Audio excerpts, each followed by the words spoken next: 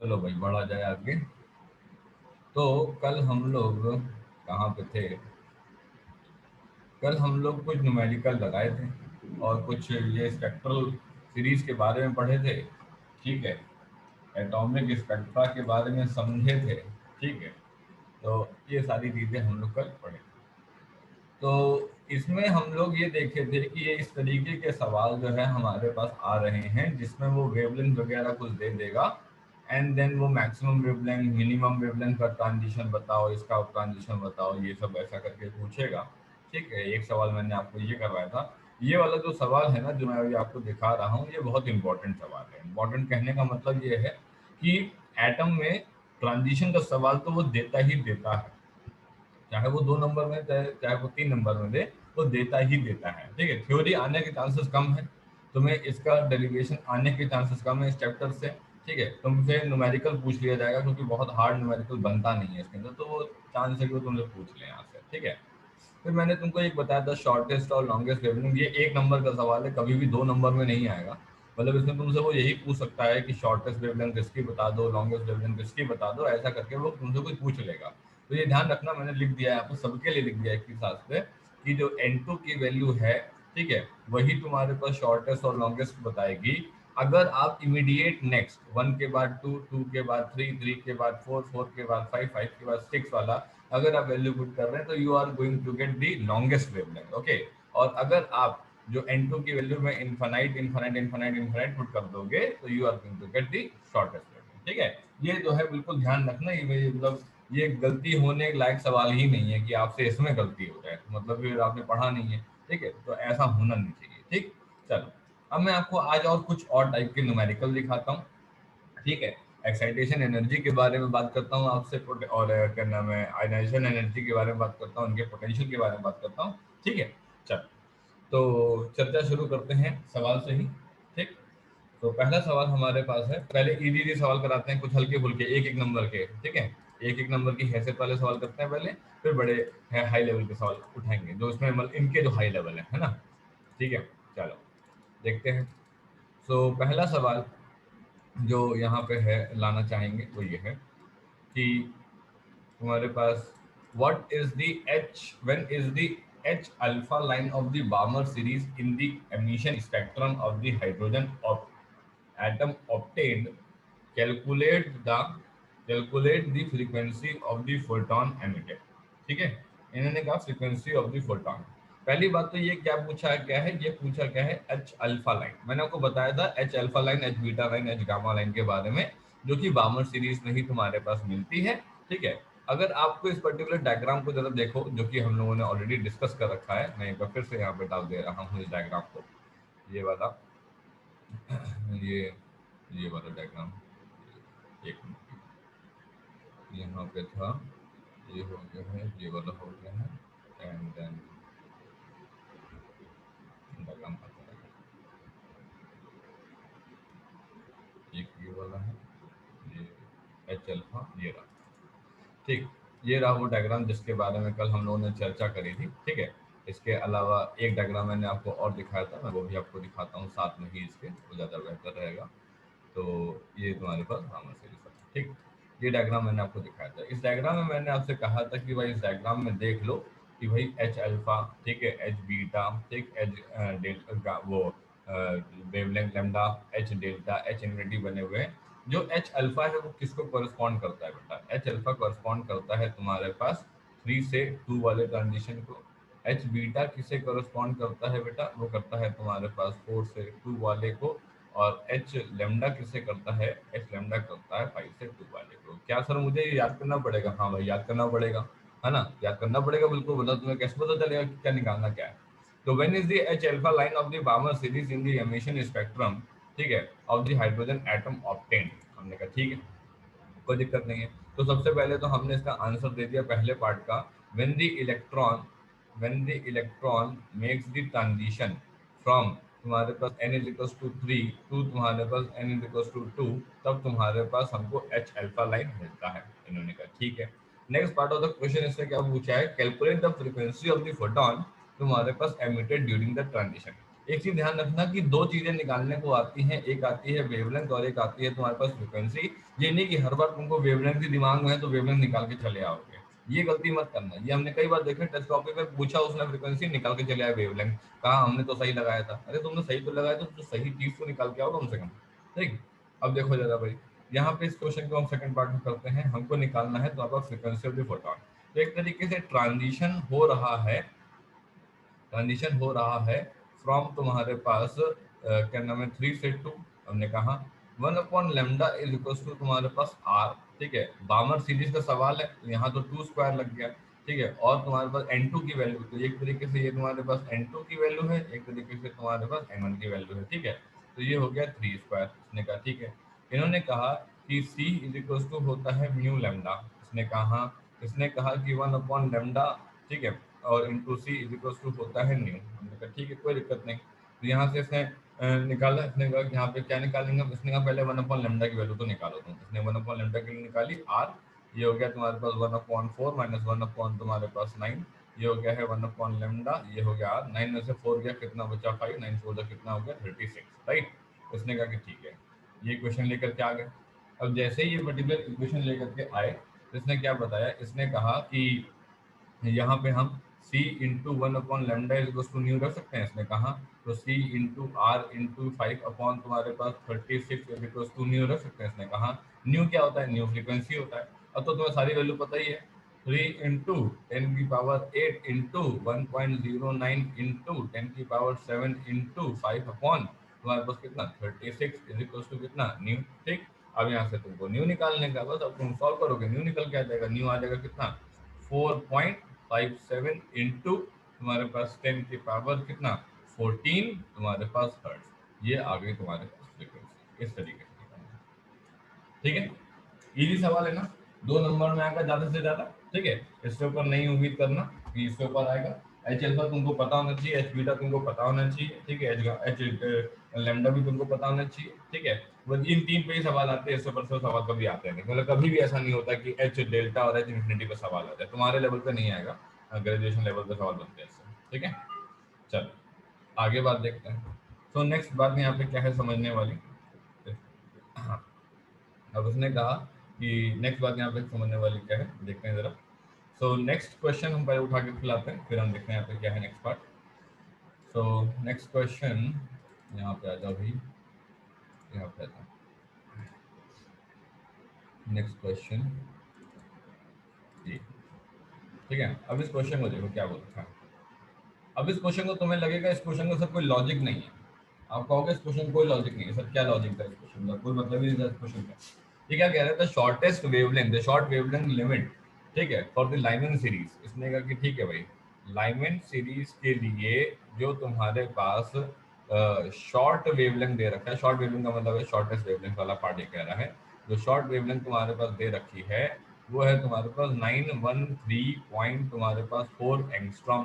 तुम कहोगे हाँ ठीक, calculate the short wavelength for the Balmer series of the hydrogen spectrum. अब तुम कहोगे एक मिनट यार, बार्मर सीरीज के बारे में आप पूछ रहे हो, पता तो है हमको 1/λ is equal to R 1/2 square minus 1 infinity square put करोगे। ठीक है, आर की वैल्यू तुमको पता है 1/2 स्क्वायर 1/4 हो जाएगा, 1 इन्फिनिटी स्क्वायर 0 हो गया, आंसर निकाल लेंगे। ये क्यों दे रखा है ऊपर वाला, हम क्या करें इसका, इसका हम क्या कर लें। अब यहाँ तो मामला फंस गया कि इसका तुम क्या कर लोगे। इसने कहा कि देखो क्या है ना कि जब तुम्हारे पास लिंक सवाल दिए होते हैं, जब भी तुम्हारे पास इस तरीके से लिंक सवाल दिए होते हैं तो यूज तो उसको हमें करना है। इसने कहा मतलब कैसे करेंगे सर, समझ नहीं आया। इसने कहा कि तो ऐसे करेंगे, अगर हम लाइमन सीरीज के लिए लिखें तो हम लिखेंगे 1/λ फॉर तुम्हारे पास shortest wavelength is equals to R तुम्हारे 1 स्क्वायर माइनस 1 अपॉन तुम्हारे पास इनफाइनाइट स्क्वायर, ये लिखेंगे ना 1/1 स्क्वायर माइनस 1/इनफाइनाइट स्क्वायर। इसने कहा 1/913 इंटू 10 की 1913 पॉइंट तुम्हारे पास 4 इंटू 10 की पावर माइनस 10 दे रखा है is equal to r into ये 1/1 वो 0 हो गया होगा, काम खत्म। इसने कहा आर की वैल्यू यहाँ से निकाली 1/913 पॉइंट तुम्हारे पास जो है 4 इंटू 10 की पावर माइनस 10। ठीक, ये वैल्यू तुम्हारे पास आर की यहाँ पे आई। ये क्या मतलब हुआ सर, ये क्यों निकाला, आर की वैल्यू पता नहीं हमको क्या। जब भी तुमको लिंक्ड सवाल दिया होता है, बात सुनना, जब भी तुमको लिंक्ड सवाल दिया होता है तो लिंक्ड सवाल को तुम ऐसे करना। तुम चाहो तो वैसे कर सकते हो, कोई दिक्कत नहीं है, तुमको मार्क्स देगी देगा टीचर, अगर वो क्या नाम है इस रूल को ना माने। लेकिन अगर वो मानता होगा तो फिर वो मार्क्स काटेगा, वो ये कहेगा आपने इसको क्यों नहीं सॉल्व किया। आई बात समझ में? ठीक है ना? तो ऐसा हो सकता है, in that case you need to go on through the proper procedure कि हमने आर की वैल्यू यहाँ से निकाली, देन तुम्हारे पास हमने बार्मर के लिए जो शॉर्टेस्ट वेवलेंथ था, तो 1/λ b for the shortest wavelength is equals to 1/913.4 into 10⁻⁻10, ठीक है, और इंटू 1 तुम्हारे पास 2 स्क्वायर माइनस 1/इनफाइनाइट स्क्वायर। और फिर मैंने जो ये पर्टिकुलर वैल्यू निकाली ना शॉर्टेस्ट वेवलेंथ के लिए, ये पर्टिकुलर वैल्यू मैं यहाँ से निकाल दूंगा, ये आ जाएगी तुम्हारे पास 3653.6 तुम्हारे पास एक्स्ट्रा, ये हो जाएगा आंसर। सभी लोग को बात समझ आई मैं क्या बता रहा हूँ आपको? ठीक है, ग्रामर सीरीज में अपन लोगों के पास ये फॉर्मूला था शॉर्टेस्ट वेवलेंथ के लिए, अपन लोग को जरूरत नहीं थी लाइमन वाइमन की, हम आराम से आर की वैल्यू निकालते 1/4 लिखते, काम खत्म, आंसर आ जाता हमारा। हमें 3 नाम इसलिए करना पड़ा क्योंकि लिंक्ड क्वेश्चन दे रखा है, डेटा दे रखा था, तो हमने उसका इस्तेमाल करा और हमने फिर यहाँ पे निकाला, तब जाकर के हमारा ये आंसर ऐसा निकल के आया। अब मुद्दा ये है कि अगर आर की वैल्यू निकालते तो क्या बहुत वेरिएशन आता? नहीं, तो फिर ऐसा क्यों किया? लिंक्ड है इसलिए किया ऐसा, बस, बाकी और कोई कारण नहीं यहाँ पे करने का। ठीक है, चलो आगे देखते हैं अगला सवाल क्या कह रहा है। अगला सवाल हमसे कह रहा है, find the wavelength of the electron orbiting in the first excited state in the hydrogen atom. ये क्या सवाल है? इसने कहा first excited state, first excited state का मतलब होता है n की वैल्यू 2, ठीक है। अब इसने कहा कि वेवलेंथ निकालना है। जब मैं तुमको पढ़ा रहा था तो मैंने तुमको बताया था क्वांटम थ्योरी के बारे में, ठीक है। क्वांटम थ्योरी ने क्या बताया था बेटा तुमको? क्वांटम थ्योरी ने सर हमको ये बताया था कि जो 2πr होता है वो integral number of de Broglie wavelength के बराबर होता है। अभी डी ब्रॉगली वेवलेंथ क्या है, डुअल नेचर ऑफ रेडिएशन में मैं इसकी पोल खोलेंगे कि डी ब्रॉगली वेवलेंथ क्या है। बहुत लंबी चौड़ी कहानी है इन लोग की, बहुत सारे लोग आएंगे, एक्सपेरिमेंट करेंगे, एक दूसरे को क्या नाम है रिजेक्ट करेंगे, फिर कहानियां समझ में आएंगी, फिर डी ब्रॉगली आएंगे, वेव नेचर, रेडिएशन नेचर, दुनिया भर की चीजें, ठीक है, वो सब बताएंगे बाद में। तो 2πr is to N lambda जो है क्वांटम थ्योरी के हिसाब से है, इन्होंने कहा कि यदि ये कंडीशन हो जाती है then that particular circle that particular circle will be called as orbit, ठीक है, तब तो वो ऑर्बिट कहलाएगा, वरना वो नहीं कहलाएगा। ये बात मैंने आपको पूरा बना करके डायग्राम दिखाई थी, ठीक है। अब इसने कहा फर्स्ट एक्साइटेड स्टेट में है, तो इसने कहा कि ठीक है 2 × π तुम्हारे पास R2 इंटू 2 इंटू तुम्हारे पास लेमडा है ना। अब R2 निकालना होगा, R2 Rn का फॉर्मूला क्या होता है, n स्क्वायर अपॉन तुम्हारे पास z इंटू अल्फा, याद होगा तुमको, n square upon z into alpha. अब ये तो हाइड्रोजन है तो इसका मतलब ये हुआ कि z की वैल्यू तो 1 रखना है, फर्स्ट एक्साइटेड स्टेट है, इसका मतलब n की वैल्यू कितनी रखनी है, 2 रखनी है। तो R2 इज इक्वल टू 2 का square upon 1 into point of तुम्हारे पास कितना 53 एंगस्ट्रॉम। उसने कहा हाँ ठीक है कोई दिक्कत नहीं, सही है, तो यहाँ पे निकाल दिया हमने, तो ये वैल्यू कितनी आ गई, ये आ गई तुम्हारे पास 2.12 तुम्हारे पास एंगस्ट्रॉम, ये वैल्यू आ गई। हमने कहा ठीक कोई दिक्कत नहीं। अब यहाँ पे आ गई तो 2 इंटू पाई इंटू 2.12 तुम्हारे पास जो है ये एंगस्ट्रॉम इक्वल्स टू 2 इंटू तुम्हारे पास लेमडा, 2 से 2 कैंसिल, 2.12 इंटू 3.14, ठीक, वैल्यू कितनी आ जाएगी 6 पॉइंट तुम्हारे पास 67 और तुम्हारे पास एंगस्ट्रॉम, और ये हो गया तुम्हारे पास कितना आंसर। इस तरीके से निकालो, समझ रहे हो? एक नंबर का सवाल है, एक नंबर का, 2 नंबर में नहीं आ सकता ये सवाल, इतने इजी सवाल एक ही नंबर में आ सकता है। तो अगर तुमसे ऐसा पूछे है ना, अब इस क्वेश्चन में बच्चे लोग का क्या दिक्कत आता है क्या कि वो ये ध्यान ही नहीं रख पाते हैं कि ये भी कुछ पढ़ा था इन लोगों ने, ठीक है। वो वेलोसिटी का फॉर्मूला, टाइम पीरियड का फॉर्मूला, एनर्जी का फॉर्मूला, रेडियस का फॉर्मूला, दुनिया के फॉर्मूले याद रखेंगे, ये भूल जाएंगे तो बेसिक कंडीशन थी, ठीक है। तो इनको ध्यान रखना, ये जो M V R is equals to N into H upon 2 pi है, ये तुम्हारे पास बोहर की क्वांटाइजेशन कंडीशन है, ठीक है ना। ये तुम्हारे पास बोहर की क्वांटाइजेशन कंडीशन है, और ये तुम्हारे पास क्वांटम थ्योरी के हिसाब से डी ब्रॉगली वेवलेंथ पे तुम्हारे पास इंटीग्रल मल्टीपल करके एक रिलेशन बनता है जो कि पर्टिकुलर सर्कल को ऑर्बिट होने का सर्टिफिकेट प्रोवाइड करता है, समझे? ठीक है, तो ये चीज ध्यान दे देना यहाँ पे, बस क्वेश्चन बड़ा सिंपल सा, बड़ा आराम से कर ले जाओगे, यहाँ पे कोई दिक्कत नहीं आएगी तुमको, ठीक। चलो ये तो हो गया भाई। अब नेक्स्ट क्या है हमारे पास, नेक्स्ट में आपको एक जो है पहले हाँ बस बेरिलियम वाला क्वेश्चन और करा देते हैं फिर आगे सॉरी। नेक्स्ट सवाल क्या है, अंग्रेजी आ रहा होगा। अब ये देखो, ये सवाल बहुत इजी है, तो इसमें गलती हो जाती है, ठीक है, गलती होनी नहीं चाहिए, हो जाती है लेकिन फिर भी ठीक, देखते हैं जरा। अब इसने कहा सिंगली आयोनाइज हीलियम तो पढ़ लिया था, डबली आयोनाइज भी पढ़ लिया था, ये ट्रिपली आयोनाइज आ गए। अब इनका क्या करना है सर, इनको कैसे सॉल्व करना है, इन्होंने कहा कि देखो भाई इनको कैसे सॉल्व करना है दिखाते हैं। तो क्या बोला, which state of the triply ionise beryllium has the same orbital radius as that of the ground state of the hydrogen. इसने कहा, क्या पूछ रहा है ये, which state of the triply ionised helium has the same orbital radius. Okay, तो चलो बात करते हैं। अब इसने कहा कि ये आप जो है बात कर रहे हैं which state triply ionised has the same radius as that of ground state of the hydrogen. Ground state of the hydrogen मतलब ये हुआ कि n फॉर द हाइड्रोजन वाले की वैल्यू हमारे पास 1 है, ग्राउंड स्टेट की बात कर रहे हैं। n फॉर द बेरिलियम वाले की वैल्यू अपने को पता नहीं है, उसने कहा कि ठीक है कोई बात नहीं, नहीं पता। तो r for the beryllium is equals to n for the beryllium का स्क्वायर अपॉन तुम्हारे पास z for the beryllium into तुम्हारे पास 0.53 तुम्हारे पास एंगस्ट्रॉम। तुम कहोगे हाँ, r for the hydrogen is equals to n for the hydrogen का square upon z for the hydrogen into 0.53 का तुम्हारे पास एंगस्ट्रॉम। अब इसने कहा has the same orbital radius, equation number 1 ये बनी, ठीक है।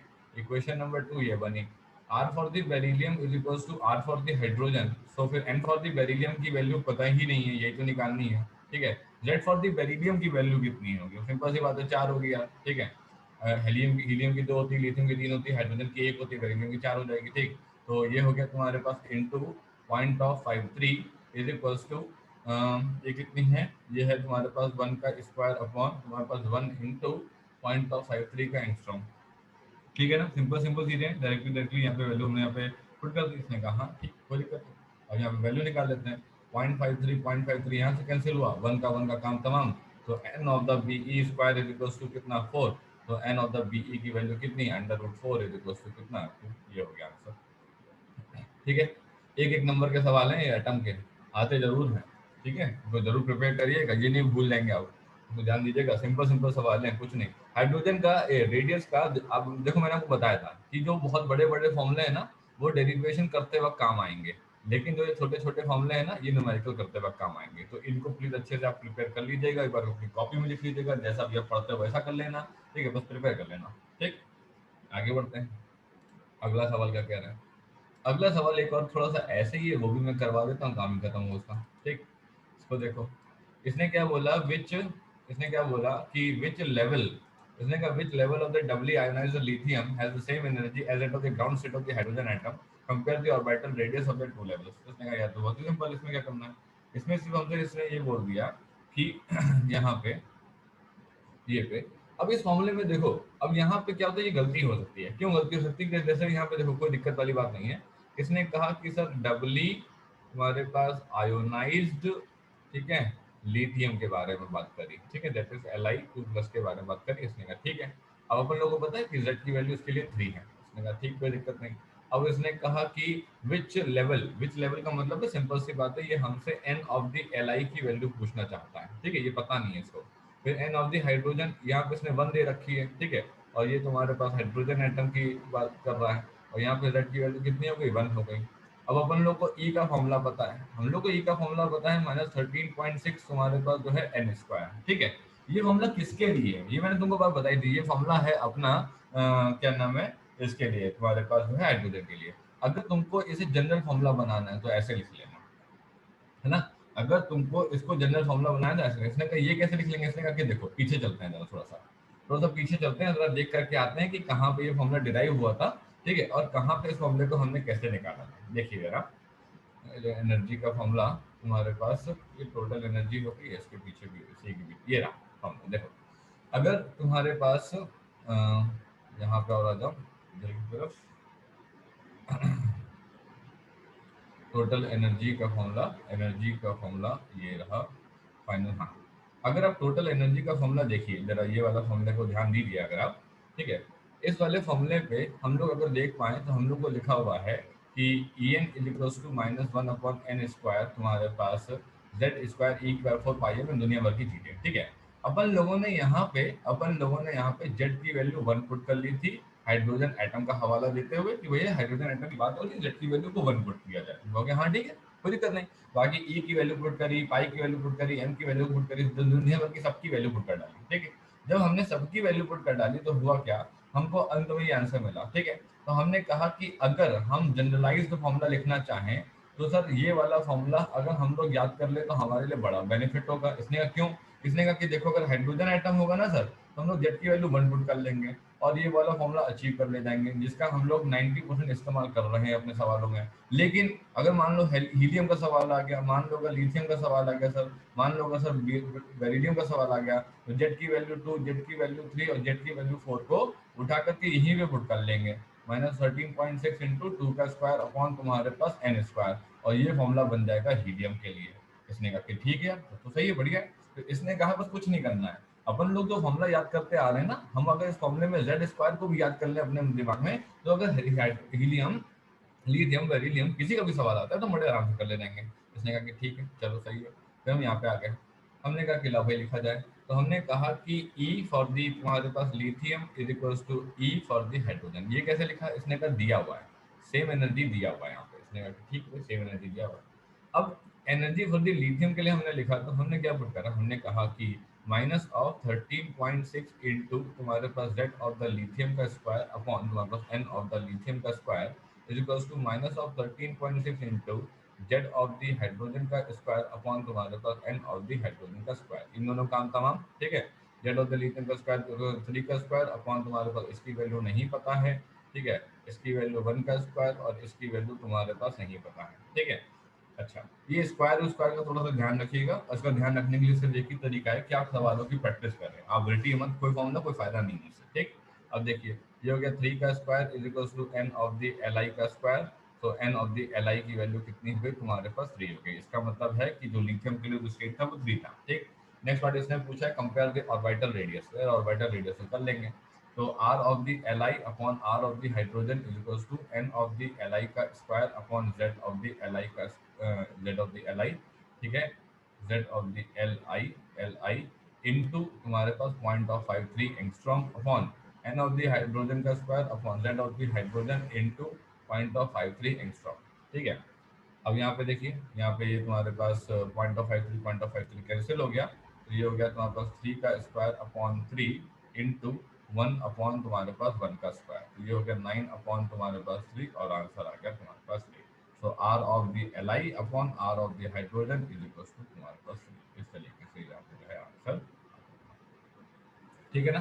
सिंपल सिंपल सवाल है, कोई बहुत टफ नहीं है, बड़े आराम से कर सकते हो। 1 1 नंबर के सवाल है ये, तब आपको आने चाहिए आराम से, कोई दिक्कत नहीं है। ठीक, हाँ ये सवाल 2 नंबर में आ जाएगा, उसमें दो चीजें पूछ ली हैं कि भैया पहले तो एन एल आई की वैल्यू निकालो, फिर R of the L I, R of the H की वैल्यू निकालो, मतलब रेशो निकालो, तो वैसे निकालो, ठीक है। चल, अब इसको पढ़ाने, अब इसमें आगे बढ़ने से पहले कोई कुछ पूछा गया, बीच में आवाज आई थी, अच्छा चलो। तो इसको पढ़ाने से मतलब आगे बढ़ने से पहले एक टॉपिक पढ़ाने का है मेरे को, that is called as excitation energy and excitation potential, ठीक है। बहुत ही हल्के टॉपिक है, कोई बहुत बड़ी चीज नहीं है। नेक्स्ट है तुम्हारे पास एक्साइटेशन, तुम्हारे पास एनर्जी एंड तुम्हारे पास excitation potential, excitation energy and excitation तुम्हारे पास पोटेंशियल। इसने कहा ठीक है भाई, क्या है ये एक्साइटेशन एनर्जी और क्या है एक्साइटेशन पोटेंशियल। देखो सिंपल सी बात है, इसने कहा कि अपन लोग जब ऊपर से नीचे आते हैं, अपन लोग जब ऊपर से तुम्हारे पास नीचे आते हैं तो क्या करते हैं हम लोग, तुम्हारे पास जो है एनर्जी को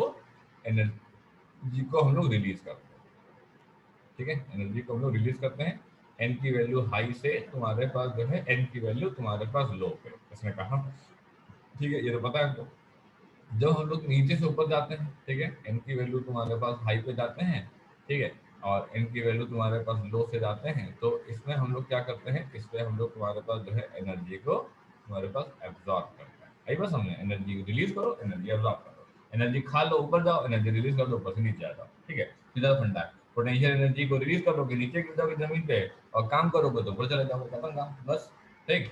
अब इसने क्या बोला, इसने कहा कि ठीक है भाई, the energy required to excite the electron, the energy required, the energy required to excite, the energy required to excite an electron, an electron from lower energy state to higher energy state, higher energy state is called excitation energy. इसको बोलते हैं हम लोग excitation energy. बहुत इतनी simple सी definition है, इसको ही लिख देना अगर आती है तो, ठीक है। देखा, ठीक, कोई दिक्कत नहीं।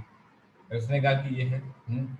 अब इसने कहा कि क्या मतलब हुआ, इसने कहा कि मतलब ये हुआ कि अपन लेट सपोज कि n इज इक्वल्स टू 1 से हम लोग n इज इक्वल्स टू 2 पे गए, ठीक है। n इक्वल्स टू 1 से n इक्वल्स टू 2 पे गए, ठीक है। सिंपल सी बात है, नीचे से ऊपर जाएंगे। इसने कहा एनर्जी रिक्वायर्ड, मतलब कि एनर्जी रिलीज का काम नहीं हो रहा है, ध्यान रखना। इसने कहा एनर्जी चाहिए, एनर्जी चाहिए, एनर्जी चाहिए है ऊपर जाने के लिए, एनर्जी रिक्वायर्ड। इसने कहा ठीक है, कोई बात नहीं। तो हमने कहा कि ठीक है भाई, तो हमने निकाला इसको। हमने कहा कि लेट सपोज भाई ये अपना, लेट सपोज क्या, ये तो अपना ग्राउंड स्टेट है ही है, ठीक है। और ये अपना क्या होगा, ये अपना हो जाएगा तुम्हारे पास फर्स्ट एक्साइटेड स्टेट। ये हो जाएगा अपना तुम्हारे पास क्या, फर्स्ट एक्साइटेड स्टेट। हमने कहा ठीक, कोई दिक्कत नहीं। हमने कहा मेरे को एनर्जी चाहिए, मैंने कहा ठीक, लो एनर्जी। तो इसने कहा एनर्जी तुम्हारे पास excitation energy is equals to तुम्हारे पास E2 minus E1, right. So minus of 3.40, ठीक, वैल्यू याद रहनी चाहिए तुमको, माइनस ऑफ 13.6 वैल्यू, ठीक, एट हो जाएगा तुम्हारे पास, ये आ जाएगा प्लस ऑफ तुम्हारे पास, प्लस ऑफ तुम्हारे पास कितना, प्लस ऑफ 10.2 इलेक्ट्रॉन वोल्ट। इतनी एनर्जी तुम्हारे पास चाहिए। इसने कहा ठीक है, कोई दिक्कत नहीं। इसने कहा कि मान लो कि सर अगर n इक्वल्स टू 1 से लेकर के तुम्हारे पास n इक्वल्स टू तुम्हारे पास 3 पे गए तो क्या होगा। तो इसने कहा कि E3 माइनस तुम्हारे पास E1 चाहिए होगा, माइनस ऑफ 1 पॉइंट तुम्हारे पास 51, माइनस ऑफ 13.6, और ये वैल्यू निकल के तुम्हारे पास कितनी आती है, ये आती है 12.09, 12.09 इलेक्ट्रॉन वोल्ट, वो भी पॉजिटिव है। ये जो है हमारी, ये हो गई हमारे पास फर्स्ट एक्साइटेशन एनर्जी, ये हो गई हमारे पास फर्स्ट तुम्हारे पास एक्साइटेशन एनर्जी, ठीक है। फर्स्ट एक्साइटेशन एनर्जी हो गई। ये हमारे पास कौन सी हो गई, ये हो गई हमारे पास सेकंड एक्साइटेशन एनर्जी। ये हो गई हमारे पास क्या, सेकंड एक्साइटेशन एनर्जी, ठीक। ऐसे करके हम लोग निकालते जाएंगे एक्साइटेशन एनर्जी तुम्हारे पास जैसे जैसे तुमको चाहिए, ठीक है, कोई दिक्कत नहीं। अब इसने कहा कि आपने एक और चीज लिख रखी है एक्साइटेशन पोटेंशियल नाम की चीज। इसने कहा ये क्या होता है, इसने कहा कि एक्साइटेशन पोटेंशियल क्या रहेगा, यहाँ पे एक्सप्लेन करते हैं। एक्साइटेशन पोटेंशियल, इसको एक्सप्लेन करने के लिए कुछ ज़्यादा लिखने की जरूरत नहीं है। इसमें लिखते हैं excitation energy per unit charge. Excitation तुम्हारे पास energy, energy per unit charge, excitation energy per unit charge. इसने कहा कि ठीक सर, कोई दिक्कत नहीं। अब excitation potential, excitation energy per unit charge हमने कहा कि एक्साइटेशन एनर्जी तुम्हारे पास, हमने कहा कि फर्स्ट एक्साइटेशन एनर्जी हमने निकाली थी। इसने कहा हाँ निकाली तो थी। इसने कहा first excitation energy upon charge, charge किसको, इलेक्ट्रॉन को लेके जा रहे हो, तो हमने लिखा V1। तो ये कितना हो गया, plus of 10.2 electron volt upon तुम्हारे पास इलेक्ट्रॉन, ठीक। ये इसको कैंसिल कर दिया। तुम कहोगे ये क्या कर दिया, ये तो चार्ज था और ये तुम्हारे पास यूनिट थी। नहीं, एग्जैक्टली होता क्या, जब इलेक्ट्रॉन वोल्ट बना था ना, जब इलेक्ट्रॉन वोल्ट बना तो वो ऐसे बना था कि काइनेटिक एनर्जी तुम्हारे पास gained by charge particle, charge particle, kinetic energy gain by charge particle, ठीक है। When it is accelerated, when it is accelerated, when it is accelerated, ठीक है, through a potential difference of, through a potential difference of v तुम्हारे पास volt. तो इसका formula बना था kinetic energy is equals to तुम्हारे पास Q इंटू V, ठीक है। तो इसने कहा कि ये क्या चीज़ है, ये अभी आने वाले समय में तुम लोग मैग्नेटिज्म में पढ़ोगे, अभी नहीं है, अभी मतलब आया ही नहीं है, तो क्या बताएं तुमको, ठीक है। अभी तो हम तुमको सिर्फ बताया, चार्ज के बारे में बताया है ना। तो आने वाले समय में जब मैग्नेटिज्म में ये पर्टिकुलर पार्ट बीच में आएगा ना, वहाँ पे जब पढ़ाएंगे आपको motion of the charge particle inside the magnetic field, तो वहाँ पे ये पार्ट आता है, ठीक है। तो वहीं पे ये शुरुआत होती है इसकी समझने की। अभी ऐसा समझो कि तुम्हारे पास किसी ने तुमको धक्का दिया, ठीक है, किसी ने तुमको धक्का दिया, तुम धक्का दिया, तुम आगे चले गए। तो उसने कहा कितना धक्का दिया, ठीक है, और कितना धक्का देने के बाद एनर्जी कितनी आई। तो इसने कहा ये वो अमाउंट ऑफ काइनेटिक एनर्जी है जो कि गेन कर ली जाती है किसी चार्ज पार्टिकल के द्वारा जब उसको धक्का दिया जाता है। जो धक्का दिया जाता है वो तुम्हारे पास पोटेंशियल डिफरेंस के द्वारा होता है। इसने कहा ये क्या मतलब हुआ? इसने कहा बहुत बेसिक सी बात समझो। देखो अगर मैं तुमसे कहता हूँ कि यार ये अपना कंडक्टर है, ठीक है, और ये अपनी जो है तुम्हारे पास बैटरी है, राइट। बहुत बेसिक सी बात बता रहा हूँ, क्लास 6-7 की, मैं कोई क्लास 12 की बात नहीं बता रहा। अपन लोग जब यहाँ पे ये मान लो अगर ये कंडक्टर ऐसे होता, ठीक है, हम इसे ऐसे लगाते और तुम्हारे पास ऐसे लगाते और ऐसे तुम्हारे पास तार लगा के छोड़ देते, तो क्या होता? तो होता क्या ना सर, इसके अंदर इलेक्ट्रॉन जो है ना वो जिंदगी भर अंदर ही घूमते रहते, थोड़ा बहुत घूमते रहते घूमते रहते घूमते रहते, और कुछ नहीं होता सर। वो कभी भी अपने कमरे से बाहर, ये कमरे का दरवाजा है, अपने कमरे के दरवाजे से बाहर कभी आते ही नहीं, बस कमरे के अंदर ही घूमते रहते हैं। लेकिन जब तुम बैटरी लगाते हो, ठीक है, तो तुम्हारे इलेक्ट्रॉन पे हमने उस दिन बताया भी था कि इलेक्ट्रिक फील्ड सेटअप हो जाती है, इलेक्ट्रॉन पे फोर्स लगता है, फिर इलेक्ट्रॉन को इजाजत मिलती है कि तुम आगे बाहर आ जाओ, और बाहर आकर के तुम घूम लो थोड़ा सा, फिर कमरे में चले जाओ। ऐसे करते करते तुम घूमते रहोगे, हमारा काम होता रहेगा, इलेक्ट्रिसिटी कंडक्ट होती रहेगी, है ना। ये कहानी होती है। तो उसने कहा कि कौन लाया इस इलेक्ट्रॉन को बाहर? ये लाया, ये कौन है? ये पोटेंशियल डिफरेंस है।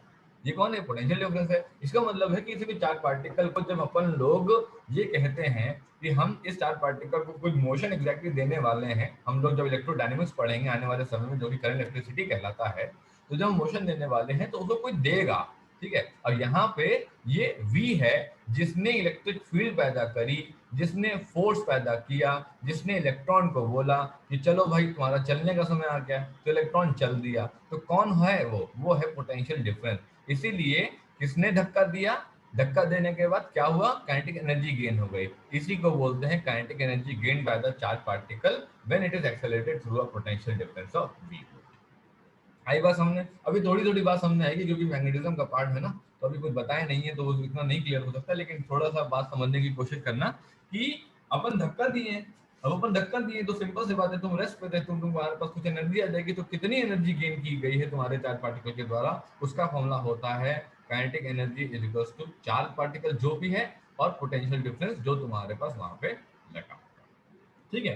चल, तो अब हमने कहा कि ये जो तुम्हारे पास एनर्जी थी, ये इलेक्ट्रॉन वोल्ट इसी तरीके से आया था, यहाँ पे क्यू की जगह हम इलेक्ट्रॉन रख देते थे, इसलिए हमने इलेक्ट्रॉन इलेक्ट्रॉन काट दिया और आंसर कितना आ गया हमारे पास? 10.2 वोल्ट। तो ये तुम्हारे पास क्या कहलाया? ये कहलाया तुम्हारे पास एक्साइटेशन पोटेंशियल। इसने कहा ठीक है, अगर एक्साइटेशन पोटेंशियल 2 निकालना है तो क्या करेंगे? एक्साइटेशन एनर्जी 2 अपॉन तुम्हारे पास 4 लिखेंगे, ये हो जाएगा 12.09 electron volt upon electron, cancel cancel, और ये हो गया 12.09 तुम्हारे पास वोल्ट।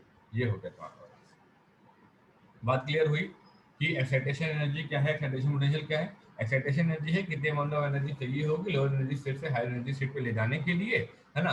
और तुम्हारे पास एक्साइटेशन पोटेंशियल क्या है? एक्साइटेशन पोटेंशियल तुम्हारे पास उसी पर्टिकुलर एनर्जी को 4 से डिवाइड कर देना। इसने कहा ठीक है। नेक्स्ट आता है एक और भाई सब आते हैं इन्हीं के साथ साथ, उनका नाम है आयोनाइजेशन एनर्जी। उनका नाम है तुम्हारे पास क्या? Ionization energy. अब ये आयोनाइजेशन एनर्जी क्या है? इसने कहा कि तुम तो क्या नाम है लोअर स्टेट से हायर ऑर्बिट स्टेट पे लेके जा सकते हैं, हाँ हम तो बाहर ही निकाल देंगे, ठीक है, हम इनको बाहर निकाल देंगे, जाओ तुम एक काम करो, तुम न्यूक्लियस छोड़ो, तुम निकल जाओ। इसने कहा ठीक है। इसने कहा द मिनिमम एनर्जी, इसने कहा the minimum energy required, the minimum energy required to remove an electron from an atom, to remove an electron, ठीक, from an atom, from an atom, ठीक है, in the ground state, in the ground state, ठीक, is called binding energy, is called binding energy, ठीक। और ionisation energy, मतलब ionisation energy को ही तुम्हारे पास जो है बाइंडिंग एनर्जी बोलते हैं। अब तुम कहोगे ऐसा तो कुछ सुना हुआ लग रहा है, ये तो अभी कुछ पढ़ा था शायद हम लोगों ने। हाँ पढ़ा तो था अभी हम लोगों ने, जब मैं आपको एनर्जी की पोटेंशियल एनर्जी काइनेटिक एनर्जी के बारे में पढ़ा रहा था तभी मैंने आपको इसके बारे में कुछ बताया था। इसने कहा कि ठीक है, आप कहाँ ले जाओगे? अब आपको रिमूव करने की बात आ गई, रिमूव करने की बात आ गई, इसका मतलब ये हुआ कि आप ले जाओगे सीधे कहाँ पे? इन्फिनिटी पे, है ना। रिमूव तभी कर सकते हो ना। इसने ये नहीं कहा कि हम लोअर ऑर्बिट से हायर ऑर्बिट पे लेके जा रहे हैं, बात ध्यान से सुनना। इसने कहा अपन रिमूव ही कर देंगे, भगा देंगे डायरेक्टली, इसने भगा तो जाओ। ई इन्फिनिटी माइनस तुम्हारे पास E1, तो इसने कहा आयोनाइजेशन एनर्जी तुम्हारे पास, इसने कहा कि सर ये तो जीरो होती है और ये होती है -13.6 इलेक्ट्रॉन वोल्ट, तो आंसर कितना आया? +13.6 इलेक्ट्रॉन वोल्ट आ गया। हमने कहा अच्छा ठीक है कोई बात नहीं। इसका मतलब ये हुआ कि अगर इफ इलेक्ट्रॉन इज प्रेजेंट, इसने कहा if electron is present in nth orbit, अगर मान लो इलेक्ट्रॉन किसी nth ऑर्बिट में है और वहां से उसको हटा करके सीधे इन्फिनिटी पे लेके जाना है तो क्या कहोगे? इसने कहा कि बहुत ही सिंपल है सर, आराम से निकाल सकते हैं। इसने कहा निकाल सकते हैं ई इन्फिनिटी माइनस तुम्हारे पास ई एन। इसका फॉर्मूला कैसे आएगा? इसने कहा जीरो होता है इसका होता है माइनस 13.6 अपॉन तुम्हारे पास एन स्क्वायर होता है, ठीक है। और आंसर कितना आ गया? प्लस 13.6 अपॉन तुम्हारे पास एन स्क्वायर इलेक्ट्रॉन वोल्ट। इस तरीके से निकल जाएगा। बात क्लियर हुई? ठीक है। आयनाइजेशन एनर्जी क्या करती, बाहर ही निकाल देती, काम ही खत्म। ठीक, बाहर ही निकाल दिया इन्होंने कहा ठीक है। अब इनके एक और फंडा है, इनका नाम था आयनाइजेशन पोटेंशियल। अब आयनाइजेशन पोटेंशियल कौन थे? इन्होंने कहा कि देखो एक्साइटेशन पोटेंशियल तो पढ़ ही लियो, आयनाइजेशन पोटेंशियल भी पढ़ लो। इन्होंने कहा ठीक है, आईपी। सर अब minus sir plus 13.6 electron volt maximum ionization energy होगी ना, अगर उसकी वैल्यू में देखी जाए तो? हाँ हाँ, अगर वैल्यू में देखा जाए तो यही रहेगी, क्योंकि अगर हम सेकंड वाला निकालेंगे तुम्हारे पास सेकंड से निकालेंगे तो यहाँ पे E2 की वैल्यू आ जाएगी, ठीक है। ये तुम्हारे पास अगर हम निकालेंगे ई इन्फिनिटी माइनस तुम्हारे पास E2, ये हो जाएगा 0 माइनस 3 पॉइंट तुम्हारे पास 40, ये हो जाएगा प्लस तुम्हारे पास 3.4, ठीक है। ये वैल्यू आ जाएगी। और जैसे जैसे तुम आगे बढ़, जैसे जैसे तुम्हारे पास n बढ़ता जाएगा, ठीक है, वैसे वैसे ये आयनाइजेशन एनर्जी तुम्हारे पास जो है घटती जाएगी, ठीक है। Yes ionization sir. Ionization potential. अब आयनाइजेशन पोटेंशियल ने क्या बोला? इसने कहा कुछ नहीं करना है, आयनाइजेशन एनर्जी पर यूनिट तुम्हारे पास क्या चार्ज, ठीक है। जो उसने किया था वही हिसाब इसने कहा। इसने कहा ठीक है कोई दिक्कत नहीं। अब इसने कहा कि देखिए सर 13.6 तुम्हारे पास upon N square electron volt था, इसने चार्ज को डिवाइड किया, ई से ई कट गया, ठीक है। तो ये आ गया 13.6 अपॉन तुम्हारे पास एन स्क्वायर, और ये आ गया तुम्हारे पास वोल्ट। इसका मतलब है कि आयनाइजेशन एनर्जी ये कह रही है कि हमको इलेक्ट्रॉन को निकालने का है तुम्हारे पास ग्राउंड स्टेट से, तो वो ये अच्छा मिनिमम एनर्जी यहाँ पे इसलिए इसने बोला कि तुम्हारे पास ग्राउंड स्टेट, ठीक है, ग्राउंड स्टेट से कर रहे हैं। अब इसके बाद जो है तुम जैसे जैसे जैसे जैसे जैसे लेते जाओगे वैसे वैसे तुम्हारे पास वैल्यू आती चली जाएगी। इस तरीके से हम लोग इसको जो है कैलकुलेट करेंगे, ठीक है। चलिए आगे बढ़ते हैं। तो ये हो गया तुम्हारे पास excitation energy, excitation potential, ionisation energy, ionisation potential का कंसेप्ट हो गया, ठीक है। अब अगर हम लोग बात करते हैं आगे के क्वेश्चन की, तो देखिएगा कैसे सवाल आ रहे हैं। इन्होंने क्या बताया, अब ये वाला सवाल है। अब जरा इस क्वेश्चन को ध्यान दीजिएगा, ये क्वेश्चन शायद इसी के बेस है पूरा। इसने कहा कि the electron in an hydrogen atom initially in a state of quantum number n1, एक इलेक्ट्रॉन है जो इनिशियली तुम्हारे पास n1 में है, वो ट्रांजिशन बनाता है to a state whose excitation energy with respect to तुम्हारे पास ground state is 10.2 electron volt. इसने कहा ठीक है, n1 से हम किसी n2 पे गए हैं, ठीक है। If the wavelength associated with the photon, ठीक है, एमिटेड, एमिटेड आ गया तुम्हारे पास, ठीक है, emitted in this transition is 487 point तुम्हारे पास 5 नैनोमीटर, ठीक है। ये पर्टिकुलर वैल्यू हमको यहाँ पे दे रखी है, नैनोमीटर दे रखा है। इसने कहा ठीक है कोई दिक्कत नहीं। अब अगर अब इसने पूछा find the energy in electron volt, आपको एक तो एनर्जी निकालने की है तुम्हारे पास इलेक्ट्रॉन वोल्ट में, ठीक है। और आपको यहाँ पे क्या निकालने का है, value of the quantum number n1। मुझे ये बताओ कि n1 तुम्हारे पास है, ठीक है, और n2 तुम्हारे पास, n1 में से n2 बड़ा होगा या n2 मतलब कौन बड़ा होगा, n1 बड़ा होगा या n2 बड़ा होगा, क्या लगता है बताओ एनीवन, क्या लगता है n1 बड़ा होगा या n2 बड़ा होगा इस क्वेश्चन में? Sir N1। n1 बड़ा होगा, क्योंकि यहाँ पे क्या लिखा हुआ है, एमिटेड।